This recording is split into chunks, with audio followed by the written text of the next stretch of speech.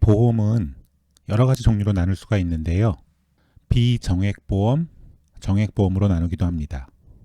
비정액보험이란 뭐냐면은 보험 사고로 재산상 손해가 생기면 그 손해를 보상해주는 보험인데 손해가 얼마가 생길지 미리 알 수 없기 때문에 비정액보험이라고 하고요. 이걸 다른 말로 손해보험이라고도 합니다. 그래서 보험은 손해보험과 정액보험 또는 비정액보험과 정액보험으로 크게 나눌 수가 있습니다. 비정액보험, 손해보험은 또 나눠볼 때 재산에 대해서 손해가 발생했느냐 아니면 사람에 대해서 손해가 발생했느냐에 따라서 넓은 의미 재산보험과 인보험으로 나눌 수가 있고요. 그 다음에 또 정액보험은 대체로 인보험이 있습니다. 인보험도 이제 하나는 손해보험에 들어가고 하나는 정액보험에 들어가는데요. 손해보험으로서 인보험은 내 신체에 상해가 발생했을 때 주로 인정됩니다. 이 상해로 인한 손해가 얼마가 생길지는 지금 미리 알 수 없기 때문에 이때 인보험은 손해보험에 들어가는 거고요. 그 다음에 또 다른 인보험, 이거는 내 신체에 사망이라는 사고가 발생했을 때인데요. 이거는 미리 사망으로 인한 손해를 정해놓을 수가 있죠.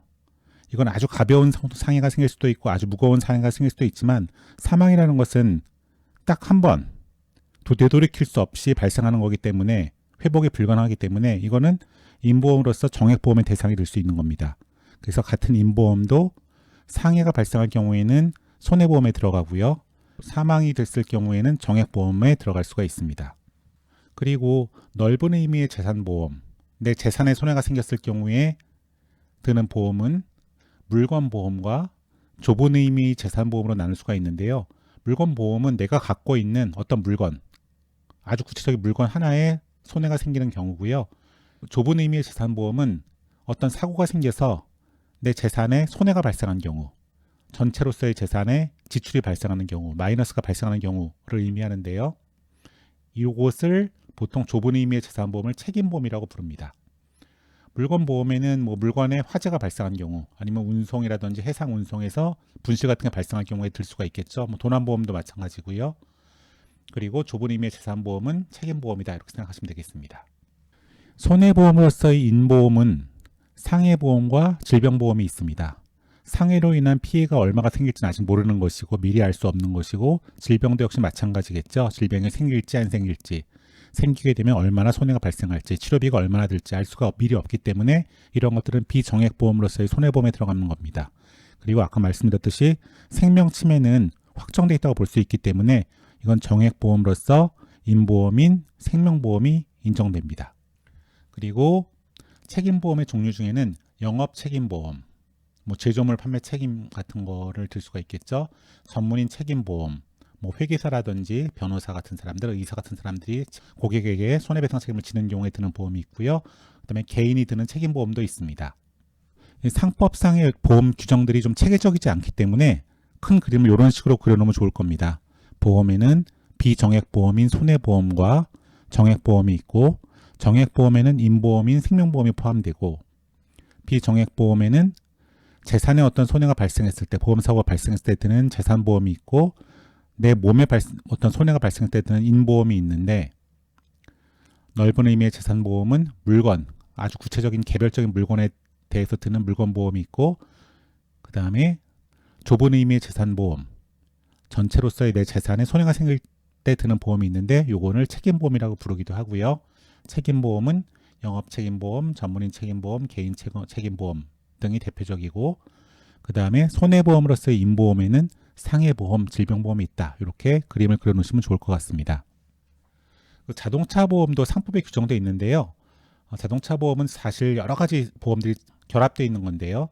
그거를 좀 구분해서 살펴보면요. 일단 자동차 보험 중에서 대인배상 1, 2와 대물배상이 있는데 이거는 남에게 이제 남의 신체에 상해를 입혔을 경우, 남에게 사망을 발생시켰을 경우, 그다음에 이거는 남의 자동차 같은 걸 들이받은 경우 이제 드는 보험이죠.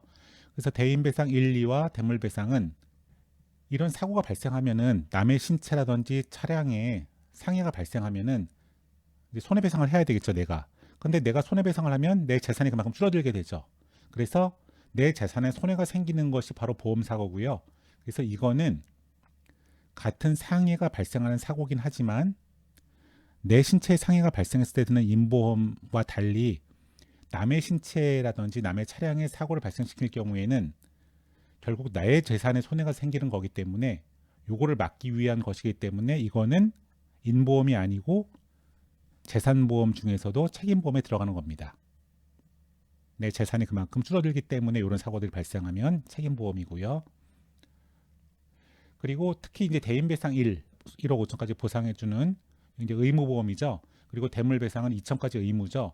요것들을 가리켜서 자동차 책임보험이라고 부르는데요. 대인배상 2도 책임보험에 들어갑니다. 보험의 성격으로 따지면. 그래서 이때 그 책임은 그냥 의무 가입이라고 생각하시면 될 것 같습니다. 그래서 대인배상 1과 대물배상을 자동차 책임보험이라고 부르는데 그거는 대물배상 2가 책임보험이 아니라서가 아니고 의무적으로 가입해야 된다는 의미에서 붙인 이름이니까 요거를 갖고 헷갈리시면 안 되겠습니다. 그냥 자동차 의무보험의 의미다 이렇게 생각하시면 되겠습니다. 그래서 하여튼 자동차 보험 중에서 대인배상 1, 2와 대물배상은 비정액보험, 손해보험 중에서 좁은 의미의 재산보험인 책임보험 중에서 개인 책임보험에 들어가는 거고요. 내 신체에 부상을 입었을 경우, 요거는 이제 남의 신체에 부상을 입혔을 경우고, 내 신체에 상해가 발생했을 경우에 드는 보험이 자기 신체 사고 보험이고요. 액수가 고정되어 있지 않기 때문에 비정액보험인 손해보험 중에서 인보험 중에서 상해보험에 들어가겠죠. 그래서 자기 신체 사고 보험은 상해보험에 들어가는 거고요. 그다음에 이거 갖고 이제 보상이 부족하니까 더 범위를 넓혀서 인정하는 특약이 있는데요. 이거를 자동차 상해 특약이라고 하는데요. 이것도 역시 내 몸에 발생한 사고이기 때문에 내 신체에 발생한 상해로 인한 보험이기 때문에 상해보험에 들어가는 거고요.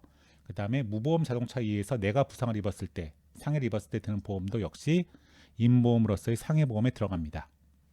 그리고 자기 차량에 손해가 발생했을 경우 드는 차량보험은 이건 내 물건에 손해가 발생했을 때를 대비하기 위한 거죠. 그래서 여기 자기 차량 손해로 인한 차량보험은 물건보험에 들어갑니다.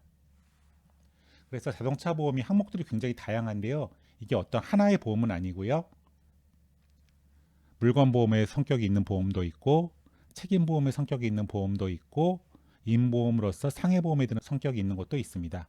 하지만 다 대체로 보시면은 비정액보험인 손해보험의 범주 안에 들어가 있다는 걸 아실 수 있겠죠. 그럼 왜 이렇게 비정액보험과 정액보험을 나누는 이유가 뭐냐?